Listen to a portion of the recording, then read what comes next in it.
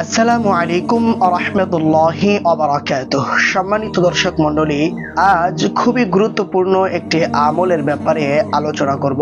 প্রিয় দর্শক, আমাদের প্রিয় নবী হযরত মুহাম্মদুর রাসূলুল্লাহ সাল্লাল্লাহু আলাইহি ওয়াসাল্লাম অসংখ্য ফজিলতপূর্ণ আমল শিখিয়ে গিয়েছেন। এর মধ্যে একটি ফজিলতপূর্ণ আমল হলো আয়াতুল কুরসির আমল। আয়াতুল কুরসির একাধিক ফজিলত রয়েছে। আয়াতুল কুরসি হলো পবিত্র কোরআনের সূরাতুল বাকারার 255 নম্বর আয়াতটি। এই আয়াতে আল্লাহ তাআলার একাত্মবাদ, মর্যাদা ও গুণাবলীর আলোচনা থাকায় আল্লাহ তাআলা এই আয়াতের মর্যাদা সমস্ত আয়াতের উপরে উন্নীত করেছেন। প্রিয় দর্শক, এই আয়াতুল কুরসির আমল যদি কেউ নিয়মিত করে, আল্লাহ তাআলা তাকে মৃত্যুর সঙ্গে সঙ্গেই জান্নাত দান করবেন। সুবহানাল্লাহ। হযরত আবু উমামা রাদিয়াল্লাহু তাআলা আনহু থেকে বর্ণিত, তিনি বলেন, রাসূলুল্লাহ সাল্লাল্লাহু আলাইহি ওয়াসাল্লাম ইরশাদ করেছেন, কেউ যদি প্রত্যেক ফরজ নামাজের পরে আয়াতুল কুরসি পাঠ করে, তাহলে তার জান্নাতে প্রবেশ করতে বাধা শুধু মৃত্যু, অর্থাৎ মৃত্যুবরণ করার পরই সে জান্নাতে প্রবেশ করতে পারবে। সুবহানাল্লাহ। এটি সুনানে নাসাইর 9928 নম্বর বর্ণনায় এসেছে। প্রিয় দর্শক, আয়াতুল কুরসি পবিত্র কোরআনের সবচেয়ে সম্মানিত আয়াত। হযরত কাআব রাদিয়াল্লাহু তাআলা আনহু বলেন, রাসূলুল্লাহ সাল্লাল্লাহু আলাইহি ওয়াসাল্লাম একদিন আমাকে জিজ্ঞাসা করলেন, হে আবুল মুনজির, তুমি কি জানো পবিত্র কোরআনের সবচেয়ে সম্মানিত আয়াত কোনটি? তিনি বলেন, আমি বললাম, আল্লাহু ওয়া রাসূলুহু আ'লাম, আল্লাহ এবং তার রাসূলই ভালো জানেন। তখন নবী করিম সাল্লাল্লাহু আলাইহি ওয়াসাল্লাম আবারও আমাকে জিজ্ঞাসা করলেন, হে আবুল মুনজির, তুমি কি জানো পবিত্র কোরআনের সবচেয়ে সম্মানিত আয়াত কোনটি? তখন আমি বললাম, আল্লাহু লা ইলাহা ইল্লা হুয়াল হাইয়ুল কাইয়্যুম, অর্থাৎ আয়াতুল কুরসি। তখন রাসূলুল্লাহ সাল্লাল্লাহু আলাইহি ওয়াসাল্লাম আমার বুকে হাত দিয়ে বললেন, হে আবুল মুনজির, উত্তম জ্ঞানের জন্য তোমাকে মুবারকবাদ।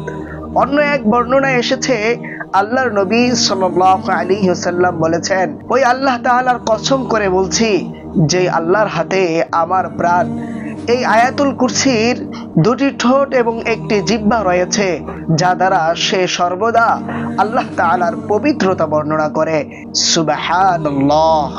এটি সহিহ মুসলিমের 810 নম্বর বর্ণনায় এসেছে। প্রিয় দর্শক, রাতের বেলা আয়াতুল কুরসি পাঠ করে ঘুমালে আল্লাহ তাআলা সমস্ত প্রকার বালা মুসিবত থেকে তাকে হেফাজত করবেন। এমনকি যেই ঘরে আয়াতুল কুরসি পাঠ করা হবে, সেই ঘর তো আল্লাহ তাআলার পক্ষ থেকে নিরাপত্তা পাবেই, এবং তার আশেপাশের ঘরগুলোও আল্লাহ তাআলার পক্ষ থেকে নিরাপত্তা পাবেন।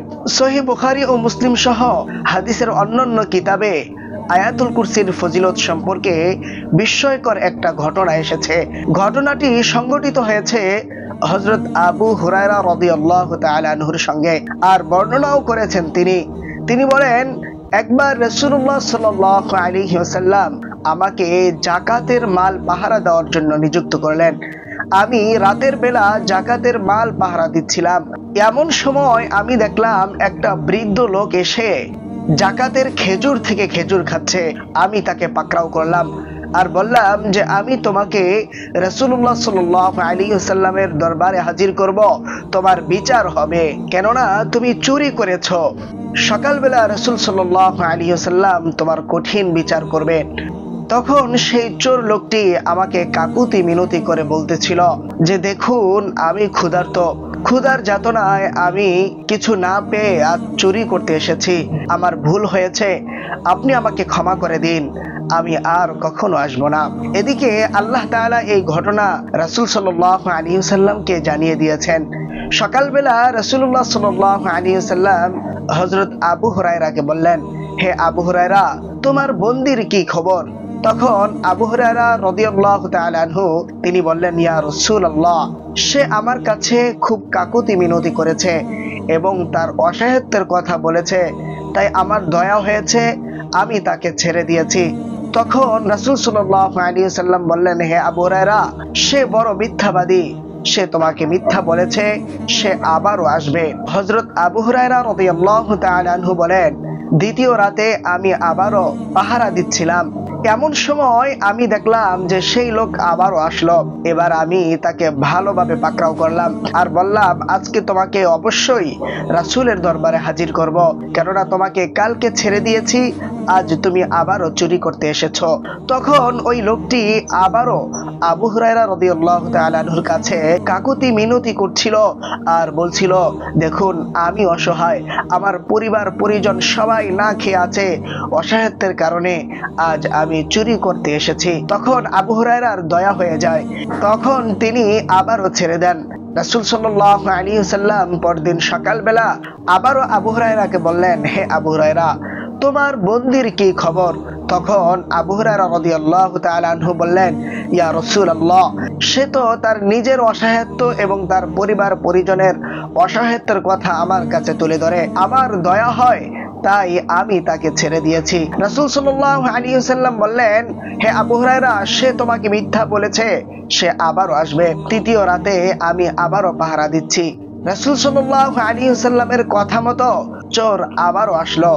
আমি এবার তাকে খুব ভালোভাবে পাকড়াও করলাম, শক্তভাবে পাকড়াও করলাম আর বললাম যে আমি কোনোভাবেই তোমাকে ছাড়বো না, কেননা তোমাকে ছেড়ে দিয়েছি বলে তুমি বারবার এসেছো, আমি তোমাকে আজ ছাড়বই না।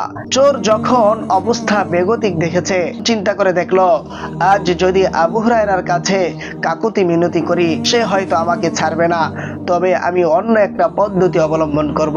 তখন ওই চোর লোকটি আবু হুরায়রাকে বলল যে তুমি যদি আমাকে ছেড়ে দাও তবে আমি তোমাকে একটি আমল শিখিয়ে দিব।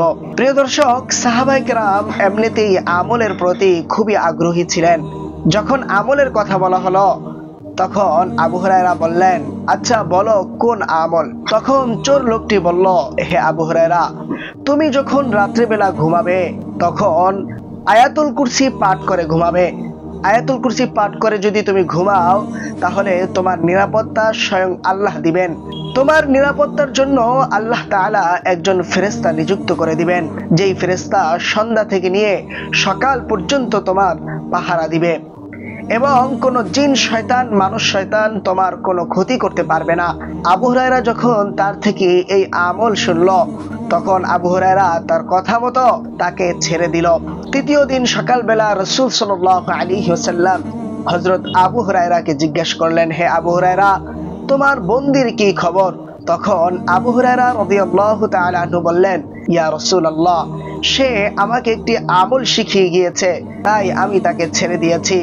আল্লাহর নবী বললেন, কোন আমল?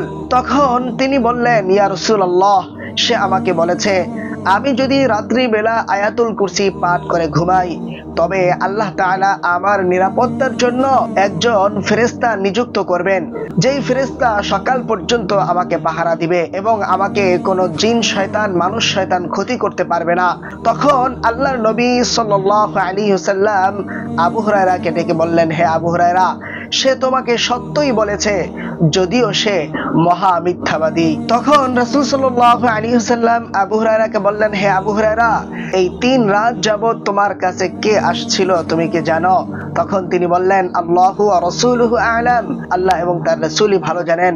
ইয়া রাসূলুল্লাহ, আমি জানি না। তখন নবী করিম সাল্লাল্লাহু আলাইহি ওয়াসাল্লাম তাকে বললেন, আবু হুরায়রা, এই 3 রাত যাবত তোমার কাছে যে এসেছিল সে হলো শয়তান। শয়তান এসেই তোমাকে এই আমলের কথা বলে গিয়েছে।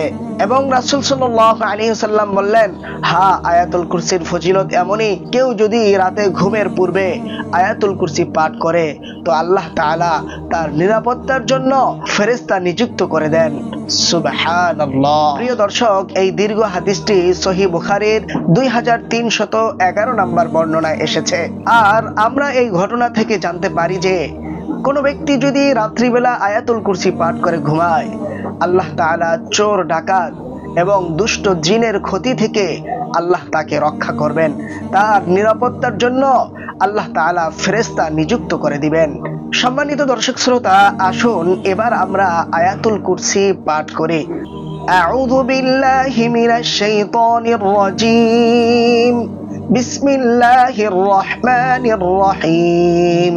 আল্লাহু লা ইলাহা ইল্লা হুয়াল হাইয়ুল কাইয়্যুম লা তা'খুযুহু সিনাতুন ওয়া লা নাওম লাহু মা ফিস সামাওয়াতি ওয়া মা ফিল আরদ মান যাল্লাযী ইয়াশফা'ু 'ইনদাহু ইল্লা বিইذনিহি ইয়া'লামু মা বাইনা আইদিহিম ওয়া মা খালফাহুম ولا يحيطون بشيء من علمه إلا بما شاء وسع كرسيه السماوات والأرض ولا يؤوده حفظهما وهو العلي العظيم আয়াতুল কুরসির অর্থ আল্লাহ তাআলা ব্যতীত আর কোনো উপাস্য নেই।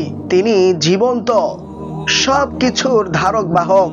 তাকে তন্দ্রাও স্পর্শ করতে পারে না এবং নিন্দ্রাও নয়।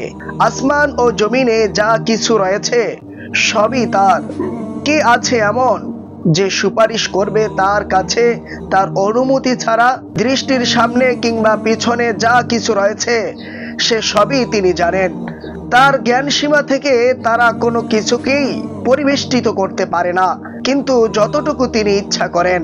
তার সিংহাসন সমস্ত আসমান ও জমিনকে পরিবেষ্টিত করে আছে, আর সেগুলোকে ধারণ করা তার পক্ষে মোটেই কঠিন নয়। তিনি সর্বোচ্চ এবং সর্বাপেক্ষা মহান। সম্মানিত দর্শক শ্রোতা, এই হলো আয়াতুল কুরসির ফজিলত এবং অর্থসহ আয়াতুল কুরসি। আশা করছি আপনারা সকলেই আয়াতুল কুরসি মুখস্থ করে নেবেন এবং এই ফজিলতপূর্ণ আয়াতুল কুরসির আমল অবশ্যই করবেন ইনশাআল্লাহ।